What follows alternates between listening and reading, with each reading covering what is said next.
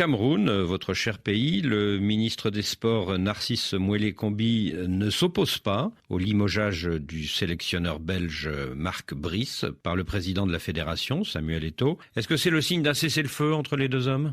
Je ne sais pas si c'est entre les deux hommes ou si entre deux institutions, mais il n'y a pas de combat entre un État et une association. Donc, je n'analyserai pas comme ça. D'abord parce que le président de la fédération qui n'a pas signé le contrat de l'entraîneur ne peut pas le limoger. En revanche, il peut le priver de fonction comme il l'a fait tout le temps avec l'assistant. Et j'interprète que si le ministre n'a pas voulu en rajouter, c'est que le ministre se dit, chez nous, on dit quand vous êtes au marigot et qu'un fou passe par là et vous prend vos vêtements pendant que vous êtes dans l'eau, ne lui courez pas après. Donc, le ministre s'est dit, on va laisser la fédération aller et faire comme elle veut. Elle a choisi les joueurs qu'elle veut, elle a nommé les encadreurs qu'elle veut, elle a annoncé qu'elle peut sortir de la convention qui la lie à l'État. On va se comporter comme un État qui n'a donc pas de convention avec son association. Et on verra ce qui va se passer et on n'en rajoute pas. Et comme ça, il y a une trêve, mais je ne crois pas qu'elle soit favorable au football camerounais.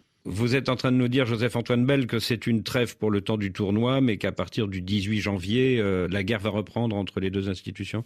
Je pense d'ailleurs que c'est plutôt la fin de la guerre qui est annoncée avec ce comportement, parce que on va vite s'apercevoir de la limite des choix qui ont été faits.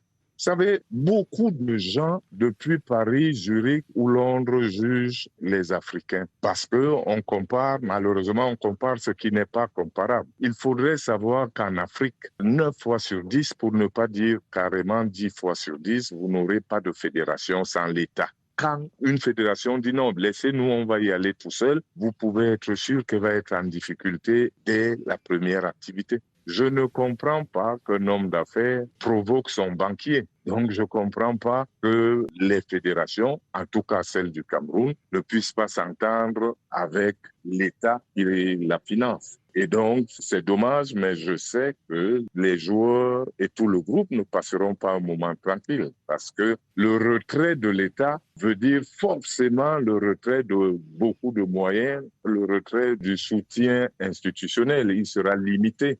Donc vous n'êtes pas très optimiste pour les Lions indomptables pendant ce tournoi au Maroc ? Non, les Lions indomptables, vous savez, tout le monde se dit, ouais, ils réussissent dans la difficulté, sauf qu'on a toujours oublié d'analyser que les difficultés ne peuvent pas être celles que vous créez vous-même. Ce qui se passe chez les Lions indomptables depuis 2 ou 3 ans est très grave, en ce sens que les difficultés sont créées par ceux dont la mission est d'aider à gagner. J'ai gagné des matchs avec mes partenaires à l'étranger parce que les étrangers nous mettaient dans des conditions difficiles, avec un bus qui tombait opportunément en panne le midi, le jour du match, lorsqu'on va déjeuner. Bon, à ce moment-là, oui, ce sont des difficultés qui vous ressoudent. Mais lorsque les difficultés sont internes, lorsque vous les créez vous-même entre des gens qui sont censés gagner ensemble, évidemment, elles deviennent très handicapantes, quasiment rédhibitoires. C'est dans quel pays qu'on vous a fait le coup du bus en panne ? Au Zaïre, ça s'appelait comme ça à l'époque. Donc comme ça, ceux d'aujourd'hui pourront ne pas se reconnaître. Mais au Zaïre, par exemple, j'ai joué une demi-finale de Coupe des Champions et comme les Camerounais avaient pensé qu'ils étaient malins en se disant qu'ils se méfient de la nourriture de l'hôtel, ils ont décidé d'aller déjeuner chez l'ambassadeur du Cameroun. Et le bus, on est parti, et il est tombé en panne au beau milieu du boulevard. On était sous le soleil pendant longtemps, le chauffeur les mains pleines de cambouis parce qu'il disait qu'il réparait son bus. Et qui a gagné le match ?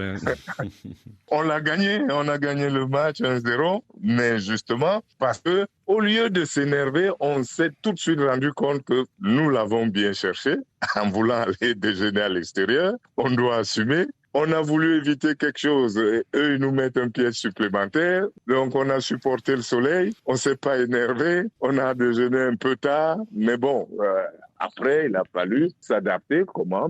Déjà, vous mangez un petit peu moins en quantité parce que vous savez que vous aurez très peu de temps pour digérer. Et surtout, vous ne vous plaignez pas. Au Nigeria, par exemple, on vous mettait dans un hôtel et puis la veille du match, il y avait comme par hasard un mariage, donc beaucoup de musique à l'hôtel. Vous ne dormez pas la nuit. Joseph-Antoine Bell.